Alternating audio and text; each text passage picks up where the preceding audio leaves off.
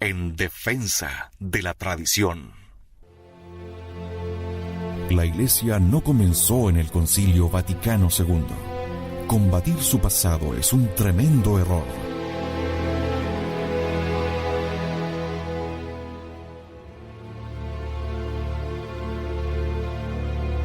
En defensa de la tradición, nos dedicamos a demostrar el terrible daño que ha producido el abandono de la tradición de la Iglesia.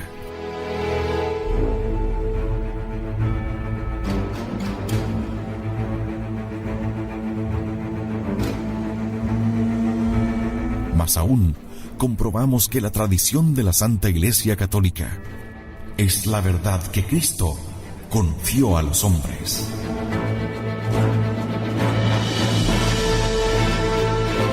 En defensa de la tradición. En Convicción Radio.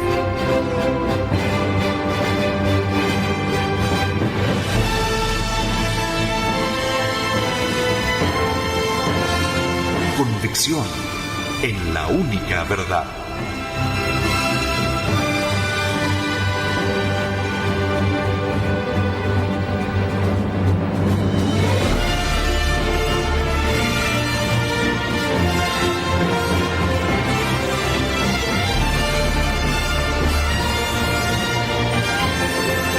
Porque la Santa Iglesia Católica Apostólica Romana es la única iglesia de nuestro Señor Jesucristo.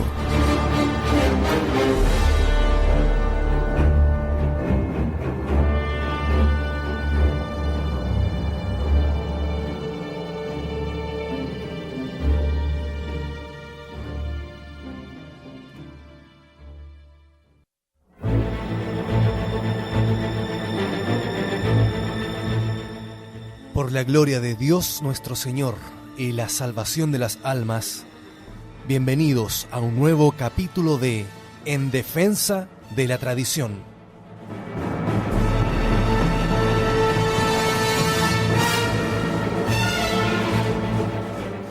Sin duda podemos calificar la situación de la Iglesia postconciliar como de desastre.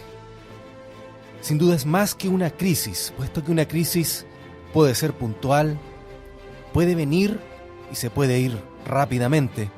Sin embargo, la situación que aqueja a la Santa Iglesia se ha mantenido durante más de 40 años y aparentemente no tiene luces de desaparecer en el corto plazo. Para reafirmar esta aseveración, podemos citar ya clásicas frases de los papas postconciliares. Pablo VI definió con fórmulas dramáticas el declive de la religión.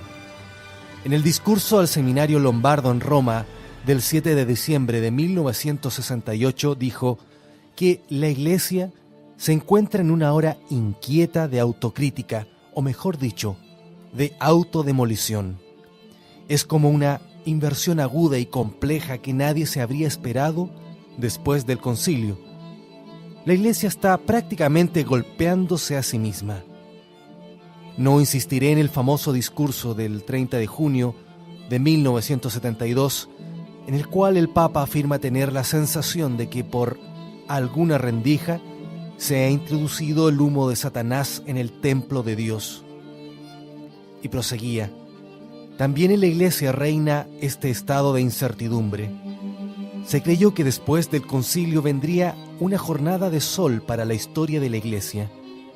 Ha llegado, sin embargo, una jornada de nubes, de tempestad, de oscuridad. Y en un pasaje posterior, igualmente célebre, el Papa encontraba la causa del desgaste general en la acción del diablo, de la fuerza del mal que es persona de perdición. En el discurso del 18 de julio de 1975, el Papa pasaba del diagnóstico y la etiología a la terapia del mal histórico de la Iglesia, demostrando comprender bien cómo, en mayor medida que un asalto exterior, aflige a la Iglesia una disolución interior. Con vehemente y afectuosa conmoción exhortaba: basta con la disensión dentro de la Iglesia. Basta con una disgregadora interpretación del pluralismo. Basta con la lesión que los mismos católicos infligen a su indispensable cohesión. Basta con la desobediencia calificada de libertad.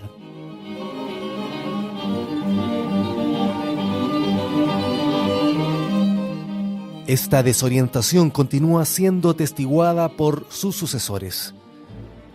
Juan Pablo II, con ocasión de un congreso para las misiones populares, describió en estos términos la situación de la Iglesia. Esto es, febrero 7 de 1981. Es necesario admitir con realismo y con profunda y atormentada sensibilidad que los cristianos hoy, en gran parte, se sienten extraviados, confusos, perplejos e incluso desilusionados. Se han esparcido a manos llenas ideas contrastantes con la verdad revelada y enseñada desde siempre. Se han propalado verdaderas y propias herejías en el campo dogmático y moral, creando dudas, confusiones, rebeliones. Se ha manipulado incluso la liturgia. Inmersos en el relativismo intelectual y moral, por esto en el permisivismo, los cristianos se ven tentados por el ateísmo, el agnosticismo, el iluminismo vagamente moralista, por un cristianismo sociológico, sin dogmas definidos y sin moral objetiva.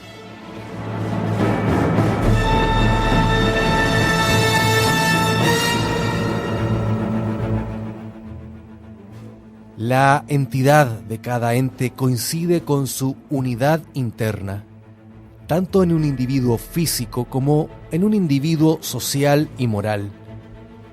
Si se desmembra y escinde el organismo, el individuo muere y se transforma en otro distinto. Si las intenciones y las voluntades de las mentes asociadas divergen o están divididas, concluye entonces la convergencia de las partes y desaparece la comunidad. Por tanto, también en la Iglesia, que indudablemente es una sociedad, la disolución interna produce una ruptura de la unidad y consiguientemente de su ser. Esa ruptura de la unidad está ampliamente reconocida en el discurso de Pablo VI del 30 de agosto de 1973, lamentando, comillas, la división, la disgregación que, por desgracia, se encuentra ahora en no pocos sectores de la Iglesia. Y proclama inmediatamente que, comillas, la recomposición de la unidad espiritual y real en el interior mismo de la Iglesia es hoy uno de los más graves y de los más urgentes problemas de la Iglesia. Y en el discurso del 23 de noviembre de 1973, el Papa se refiere también a la etiología de semejante desorientación y reconoce el error, admitiendo que la apertura al mundo fue una verdadera invasión del pensamiento mundano en la Iglesia. Esta invasión arrebata a la Iglesia su fuerza de oposición y anula en ella toda especificidad. Es dramática esta sentencia de Su Santidad Pablo VI. Tal vez hemos sido demasiado débiles e imprudentes.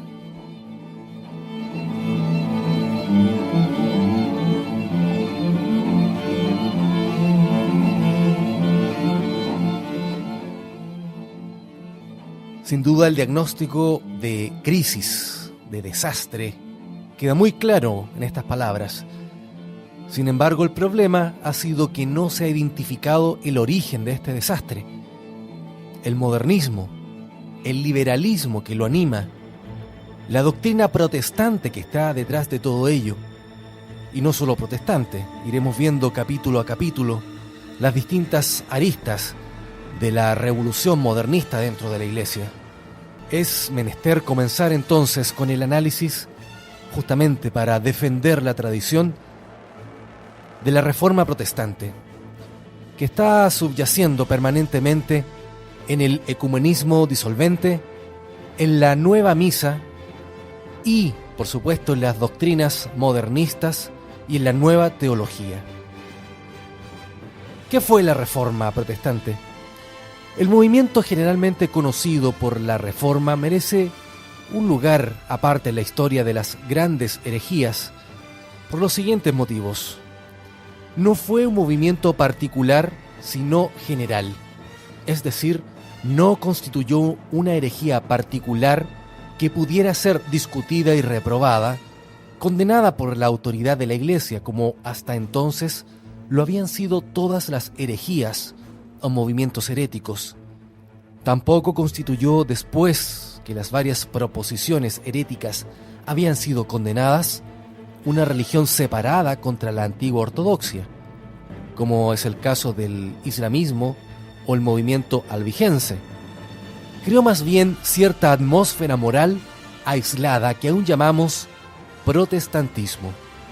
Produjo, por cierto, una cantidad de herejías, pero no una sola, y su característica fue que todas sus herejías lograron y prolongaron un sabor común, el que llamamos hoy protestantismo.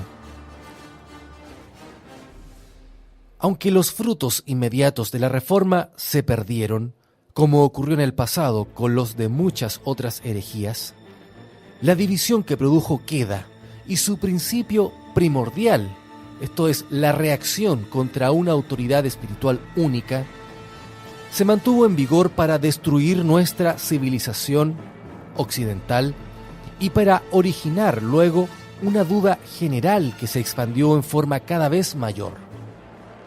Ninguna de las herejías anteriores había hecho eso, pues todas eran definidas.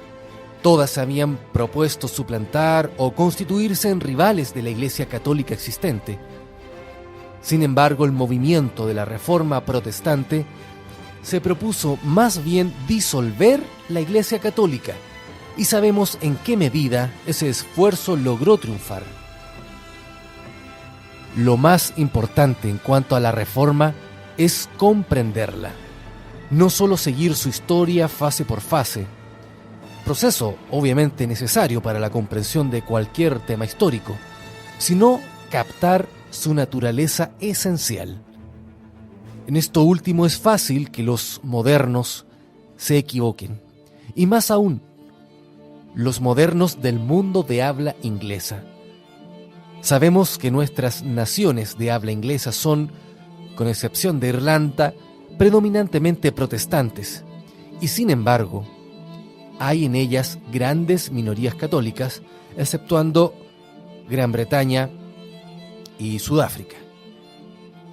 En ese mundo de habla inglesa hay clara conciencia de lo que ha sido el espíritu protestante y en lo que se ha transformado en su actual modificación. Todo católico que viva en ese mundo de habla inglesa sabe qué se entiende por carácter protestante, del mismo modo que conoce el gusto de alguna comida o bebida familiar. En menor proporción, las grandes mayorías protestantes tienen cierta idea de lo que es la Iglesia católica. Saben mucho menos de nosotros de lo que nosotros sabemos de ellas. Es natural porque procedemos de orígenes más antiguos, porque los católicos somos universales mientras que ellos son regionales, y porque tenemos una filosofía intelectual definida, mientras que ellos poseen un espíritu más bien emocional e indefinido, aunque característico. Sin duda estas definiciones nos pueden hacer recordar, o más bien identificar, los sabores que nos dejan las liturgias actuales, y a medida que se acrecentan los abusos litúrgicos, más podemos identificar este espíritu emocional e indefinido de la nueva Iglesia. No obstante, aunque saben menos de nosotros que nosotros acerca de ellos, advierten una distinción y sienten que hay una profunda división entre ellos y nosotros.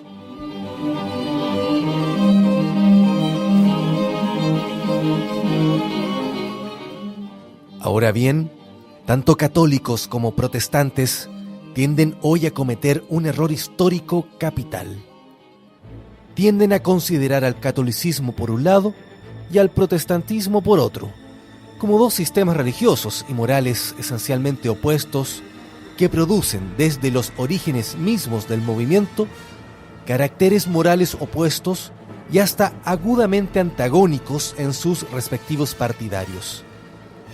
Dan por sentado esta dualidad hasta desde un principio. Los historiadores que han escrito en inglés en ambos lados del Atlántico se refieren a tal o cual persona como protestante o a tal o cual como católico. Es verdad que los contemporáneos también usaban estos términos, pero empleaban las palabras en un sentido muy diferente y con sentidos distintos. Durante toda una generación después de producirse el movimiento llamado Reforma, digamos entre 1520 a 1600, los hombres quedaron en un estado de espíritu que consideraba toda la disputa religiosa de la cristiandad como una controversia ecuménica. La consideraban como un debate en el cual toda la cristiandad estaba empeñada y en el cual se tomaría alguna decisión definitiva para todos. Esta decisión se aplicaría al mundo cristiano en su totalidad y produciría una paz religiosa general.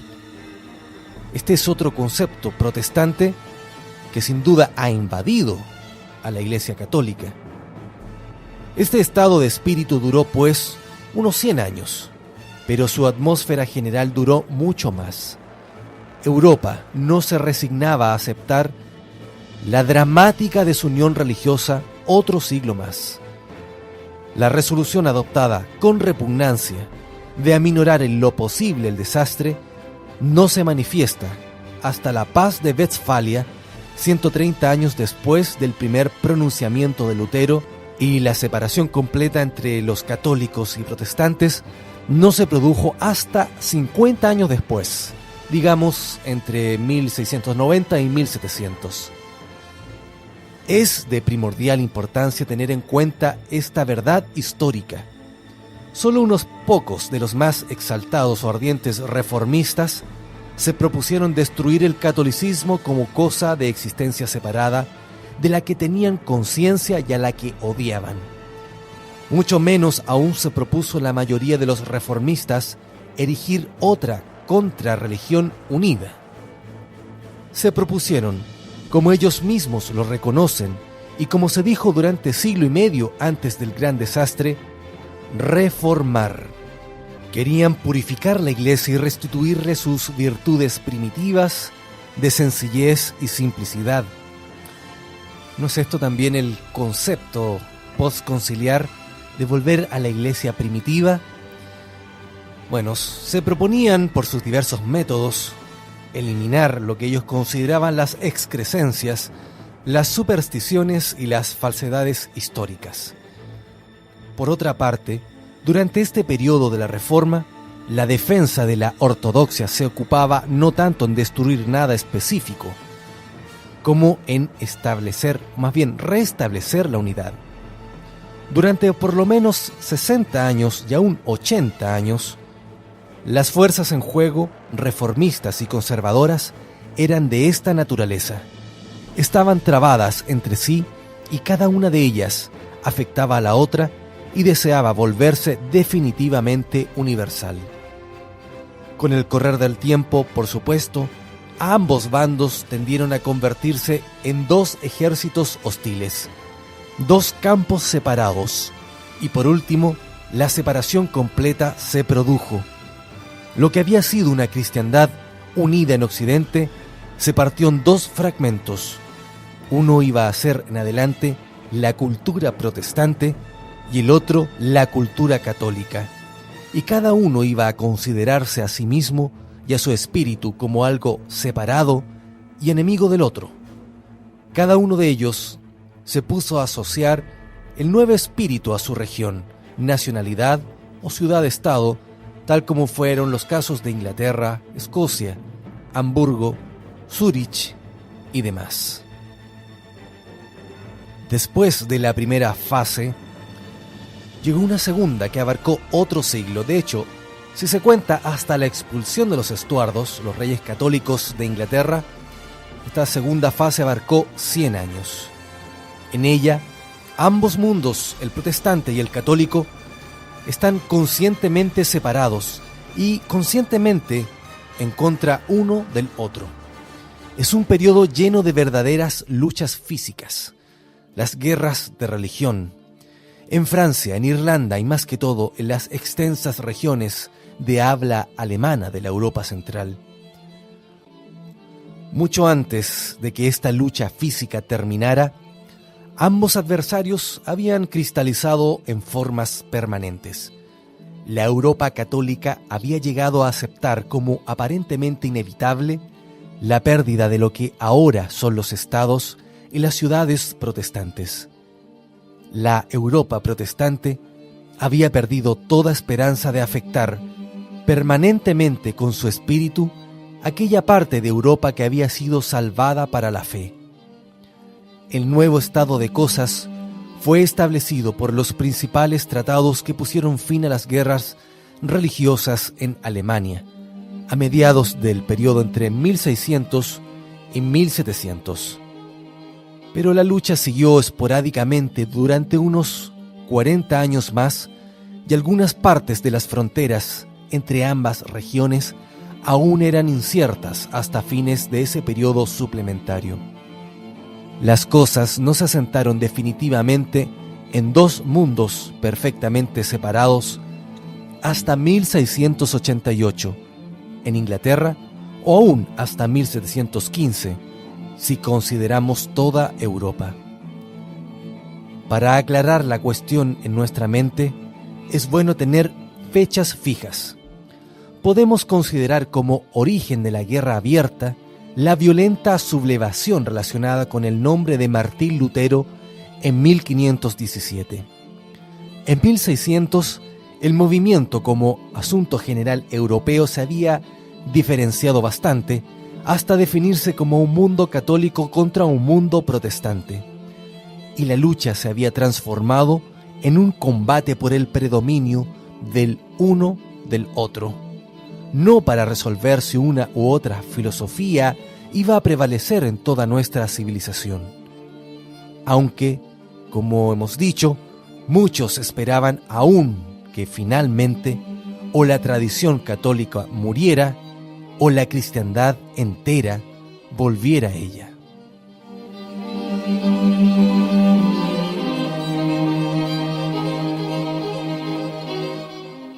La segunda fase comienza, digamos, en 1606, en Inglaterra, o unos pocos años antes en el continente, y no termina con fecha precisa alguna, sino generalmente los últimos 20 años del siglo XVII. Termina en Francia antes que en Inglaterra. Termina entre los estados alemanes, más por agotamiento que por otro motivo, aún antes de lo que terminó en Francia, pero puede decirse que la idea de una guerra religiosa directa estaba transformándose en la idea de una lucha política en 1670 o 1680. Las guerras religiosas activas llenaron la primera parte de esta fase y terminaron en Irlanda a mediados del siglo XVII y en Alemania unos pocos años antes, pero se considera el asunto como religioso hasta 1688, o aún unos pocos años después, en aquellas partes en que el conflicto todavía se desarrollaba. A mediados del siglo XVII, en tiempos de Cromwell, entre 1648 y 1658, Gran Bretaña era definidamente protestante y así iba a seguir siéndolo a pesar de tener una gran minoría católica. Lo mismo puede decirse de Holanda. Los países escandinavos habían sido hechos definitivamente protestantes desde hacía mucho tiempo por sus clases adineradas, y lo mismo ocurría con muchos principados y estados del Imperio Alemán, especialmente en el norte. Otros, de referencia en el sur, serían netamente católicos en el futuro. De los Países Bajos, lo que ahora llamamos Holanda y Bélgica, con una gran minoría católica, iba a ser oficialmente protestante, mientras que el sur iba a ser completamente católico, es decir, Bélgica, casi sin elementos protestantes. Los cantones suizos se dividieron, así como los estados alemanes. Algunos fueron católicos, otros protestantes. Francia iba a ser católica en su mayor parte, pero con una poderosa y rica, aunque no numerosa, minoría protestante. Un 10% como mucho, más bien un 5%. España, Portugal e Italia habían resuelto mantener decididamente las tradiciones de la cultura católica. Estamos, pues, por seguir la historia de dos épocas sucesivas, cuyo carácter se modificó gradualmente. La primera, desde poco antes de 1520 hasta alrededor de 1600, fue una época de discusión y de luchas universales. La segunda, una época de fuerzas claramente opuestas que se volvieron políticas, tanto como religiosas, y cada vez más agudamente definidas en campos hostiles. Cuando todo esto hubo terminado, hacia fines del siglo XVII, hace más de 200 años, se produjeron nuevos acontecimientos. La extensión de la duda y un espíritu anticatólico dentro de la propia cultura católica, mientras que en la cultura protestante, donde había menos doctrina que desafiar, hubo menos división interna, aunque un sentimiento cada vez mayor de que las diferencias religiosas debían aceptarse, sentimiento que en un número cada vez mayor de individuos se convirtió en el estado de ánimo, secreto primero pero confesado luego, de que nada en religión podía ser seguro y que por lo tanto era razonable la tolerancia de todas esas opiniones. Es ese estado de ánimo, esa nube oscura, lo que ha ido oscureciendo el cielo de la Iglesia. Junto con este acontecimiento se produjo la lucha política entre las naciones primitivamente de cultura católica y las religiones de la nueva cultura protestante. Durante el siglo XIX, la preponderancia del poder pasó gradualmente a los protestantes, dirigidos por las dos potencias anticatólicas principales, Inglaterra y Prusia, simbolizadas a veces por sus ciudades capitales como Londres y Berlín. Se ha dicho que Londres y Berlín eran los pilares gemelos de la dominación protestante durante el siglo XIX. Este juicio es muy exacto. Este es, pues, el proceso general que estamos por seguir. Un siglo de intensa lucha de ideas en todas partes. Otro siglo de separación regional cada vez mayor, que se transformó cada vez más en un conflicto político antes que religioso. Luego un siglo, el siglo XVIII, de creciente escepticismo bajo el cual las características de las culturas católica y protestante se mantuvieron casi ocultas. Luego, el siglo XIX, durante el cual la lucha política entre ambas culturas, la cultura católica y la protestante, fueron bastante manifiestas, y en que la cultura protestante aumentó continuamente su poderío político a expensas de la católica, pues esta última estaba más dividida en perjuicio suyo que la primera. Francia, la principal potencia de cultura católica, era en tiempos de Napoleón medio anticlerical, mientras que Inglaterra era y sigue siendo firmemente anticatólica.